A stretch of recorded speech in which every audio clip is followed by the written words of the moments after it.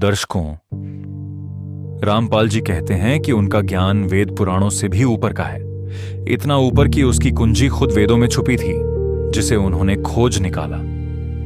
बड़ा भारी दावा है ना? तो आज हम उसी सुप्रीम ज्ञान की नींव खोद कर देखेंगे, और जो मिलेगा वो है एक भगवान जो अपना ही वादा भूल जाता है, बार बार, हर बार एक नई कहानी में। तैयार हो जाइए, आज काल महाराज की खुद रामपाल जी के हाथों बेइज्जती होने वाली है। रामपाल जी की अपनी सृष्टि रचना में एक सीन है। ब्रह्मा, विष्णु, शिव, तीनों देवता अपने पिता काल ब्रह्म को देखने की इच्छा से तप करते हैं, और काल अपनी पत्नी दुर्गा से साफ साफ कहता है, मैंने प्रण कर रखा है, मैं अपने इस भयानक रूप के दर्शन किसी को नहीं दूंगा, न पहले कभी दिए न आगे कभी दूंगा। जरा भाषा पर गौर कीजिए, ये कोई आज मूड नहीं है वाली बात नहीं है, ये एक एब्सोल्यूट टाइम प्रूफ वचन है। भूत, वर्तमान, भविष्य, तीनों टाइम जोन कवर, कोई लूप होल नहीं छोड़ा गया।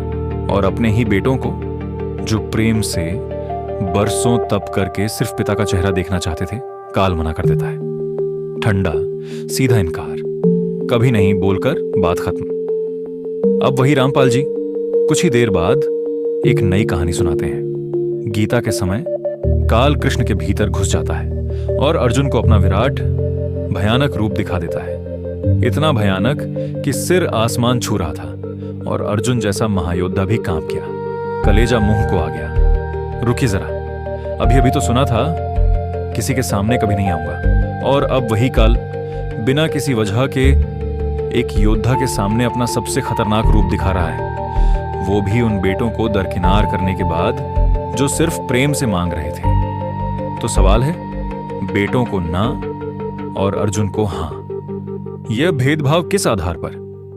क्या काल का वचन कभी नहीं का मतलब था अपने परिवार को कभी नहीं, बाकी सबको जब मन करे? लेकिन मजा अभी शुरू हुआ है। दर्शकों, दर्शन देने के तुरंत बाद काल फिर बोलता है, यह असली रूप न झप से, न तब से, न किसी विधि से कोई देख सकता। अर्जुन, तेरे अलावा ना पहले किसी ने देखा, ना आगे कोई देख पाएगा। हे अर्जुन, मैंने प्रसन्न होकर यह सीमा रहित विराट रूप आपको दिखाया है, जिसे तेरे अतिरिक्त पहले किसी ने नहीं देखा था। न वेदों के अध्ययन अर्थात वेदों में वर्णित विधि से साधना करने से, न यज्ञों से, न दान से, न क्रियाओं से, और न उग्र तपों से तेरे अतिरिक्त दूसरे द्वारा देखा जा सकता हूं। अर्थात मैं किसी भी प्रकार की साधना से किसी द्वारा नहीं प्राप्त हो सकता। अब जरा टाइमलाइन पर ध्यान दीजिए, क्योंकि यही सबसे बड़ा झोल है। कृष्ण की मृत्यु के साथ ही कलयुग शुरू होता है, यही बात खुद हिंदू परंपरा और रामपाल जी दोनों मानते हैं।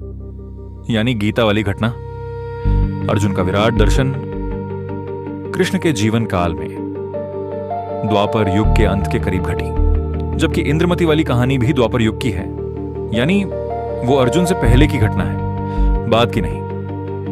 तो जब काल अर्जुन से कह रहा है, तेरे अलावा ना पहले किसी ने देखा, ये कोई भविष्य का वादा नहीं है जो बाद में टूटेगा। ये उस पल कहा गया एक सीधा झूठ है, क्योंकि इंद्रमती तो पहले ही देख चुकी थी। काल यह बात अर्जुन से कह ही नहीं सकता था, अगर उसकी अपनी याददाश्त सही होती कि क्योंकि इंद्रमती वाली घटना उसके अपने अतीत में अर्जुन से पहले ही घट चुकी थी। तो यहां तीन ही संभावनाएं बचती हैं, और तीनों रामपाल जी की कहानी के लिए बराबर घातक हैं। पहली संभावना, गीता के समय काल असल में मौजूद ही नहीं था, यानी कृष्ण के भीतर जो गुस्सा वो काल नहीं, कोई और था। दूसरी संभावना, इंद्रमती वाली कहानी में जो दर्शन दिए गए वो काल के नहीं, किसी और के थे। तीसरी और सबसे मजेदार संभावना, काल की याददाश्त कमजोर है, वो अपनी ही पिछली घटनाएं भूल जाता है, और हर बार नए सिरे से मुझे पहले किसी ने नहीं देखा बोल देता है, चाहे यह कितनी भी बार झूठा साबित हो चुका हो। 100 बात की एक बात, काल पक्की जुबान का नहीं है। और चूंकि यह तीनों संभावनाएं रामपाल जी की अपनी ही कहानियों के बीच के टकराव से निकलती हैं, इसका मतलब है कि गलती किसी और की नहीं, खुद उसी कथाकार की है, जो अपनी रचना को खुद ठीक से याद नहीं रख पा रहा। अब रामपाल जी की तीसरी कहानी सुनिए। द्वापर युग में अर्जुन वाली घटना से पहले एक रानी इंद्रमती की कहानी आती है। खुद कबीर साहब इंद्रमती के पास जाकर चेतावनी देते हैं कि छठे दिन काल आएगा, और काल आएगा भी तो कबीर का ही रूप बनाकर, यानी इंद्रमती के अपने गुरु का रूप। ठीक छठे दिन वैसा ही होता है, काल कबीर का भेष बनाकर आता है। इंद्रमती मंत्र जाप करती है और काल अपने असली भयानक रूप में प्रकट हो जाता है। अब रानी को तो चिंता बन गई। हाँ, फिर कहा कि जब तू वो काल आएगा मेरे रूप में, तो उस समय तू मंत्र का जाप करते रहना 2-3 मिनट।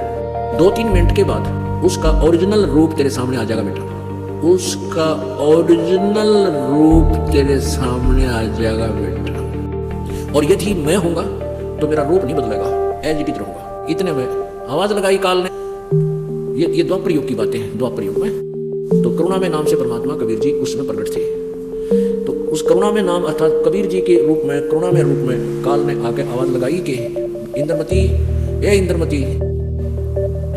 आवाज आने की काल आ गया और चौकस होकर बैठ कर मंत्र शुरू कर दिया। मंत्र करती रही, सामने देखती रही, प्रणाम नहीं किया उसको। काल कहता है तू बड़ी भक्तनी, नमस्कार भी नहीं करती गुरु जी को, और तो डर गई, उसकी दाग सी ठहर गई, कसाई आ गए। तो उसने सुमन शुरू जारी रखा। तो 2 मिनट के बाद देखा उसका चेहरा ओरिजिनल हो गया। ओछा माथा, काला चेहरा, छोटा सा माथा, इतना 2 उंगल भी नहीं, और लंबे दांत, विकराल शरीर। जब काल ने देखा कि वो इसके पास तो कोई शक्तिशाली मंत्र है, और तेरा स्वरूप बदल दिया। तो जैसा हमने अभी देखा, यह घटना अर्जुन से पहले घट चुकी थी। यानी जब बाद में काल अर्जुन से कहता है पहले किसी ने नहीं देखा, वो लाइन उसी वक्त झूठी थी, बोलते वक्त थी। कोई भविष्य में टूटने वाला वादा नहीं, एक ऐसा दावा जो कहे जाने के पल में ही गलत था। लेकिन दर्शकों, असली कॉमेडी अभी बाकी है। याद है काल का असली रूप कैसा था? सिर आसमान छू रहा था, इतना विशाल कि अर्जुन जैसा योद्धा खुले मैदान में, खुले आसमान के नीचे भी कांप गया। और आप जो कहोगे वही करूंगा। मरना तो है ही, युद्ध न करूंगा तो ये मारेगा। यदि एक बार फिर वही रूप दिखा दिया तो अभी भय से जीवन लीला समाप्त हो जाएगी। हो सकता है युद्ध जीत जाएं तो राज तो कर लेंगे।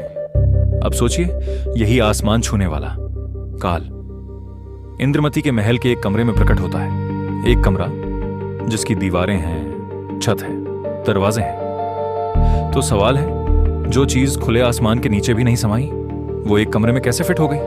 और इतना ही नहीं, अर्जुन जैसा अनुभवी योद्धा उस रूप को देखकर टूट गया था, कलेजा मुंह को आ गया था।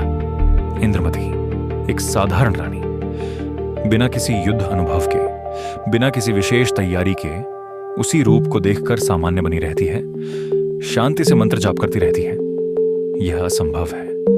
अगर दोनों कहानियां एक ही असली रूप की बात कर रही हों, तो 2 ही रास्ते बचते हैं। या तो जो इंद्रमती के कमरे में फिट हुआ वो असली काल था ही नहीं, यानी रामपाल जी ने अपनी ही कहानी का किरदार गलत पहचान लिया, या फिर रामपाल जी की काल की परिभाषा ही गलत थी। दोनों ही सूरत में रामपाल जी की एक न एक कहानी झूठी साबित होती है। और अब सबसे बड़ी विडंबना, रामपाल जी कहते हैं उनका ज्ञान वेद पुराणों से ऊपर है, लेकिन इसका सबसे बड़ा सबूत क्या है? गीता की वही घटना, अर्जुन का विराट दर्शन, जो पहले से खुद गीता में मौजूद है। रामपाल जी सिर्फ उसकी नई व्याख्या दे रहे हैं। यह कृष्ण नहीं, काल था। तो जो ज्ञान सच में वेदों से स्वतंत्र और ऊंचा है, उसे अपनी सबसे बड़ी थियोलॉजिकल सच्चाई साबित करने के लिए वेदों की ही घटना उधार क्यों लेनी पड़ रही है? अगर सच में कोई नई मौलिक सच्चाई है, तो कोई ऐसी घटना क्यों नहीं बताई गई जो पूरी तरह वेद पुराण से बाहर हो?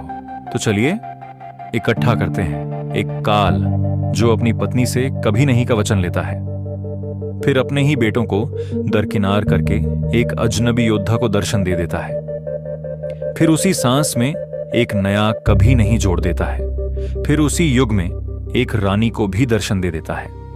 और यह सब वो रूप है जो कभी आसमान छूता है, कभी एक कमरे में सिमट जाता है। क्या यह किसी सुसंगत तार्किक सृष्टि रचना का चित्र है, या हर कहानी को अपने हिसाब से गढ़ने वाले एक ऐसे कथाकार की निशानी है जिसे खुद याद नहीं रहता कि पिछली कहानी में उसने क्या वादा किया था?